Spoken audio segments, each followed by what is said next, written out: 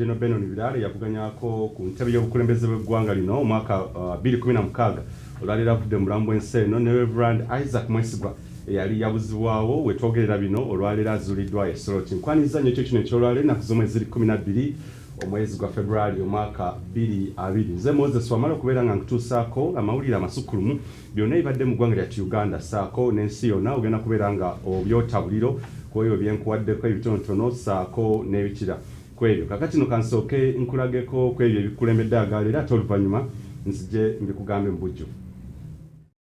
Ebikulu mu masukulumu. Ngamba Deborah nze Isaac ne mugamba oliwa nangamba ndi eno Soroti. Saabalabiriza akakasizza omwawule yawambibwa azuuliddwa e Soroti.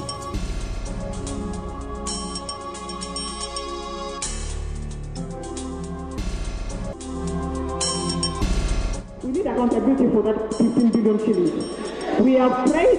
I ask for prayers for this nation to pray for. Mulina okutulaga ensaasaanya.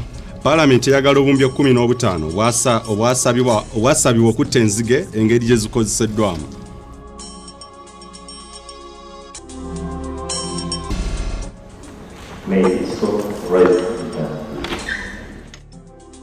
Kitalo Parliament ekungubagidde General Benon Birale eyesimbawo ku bwa President.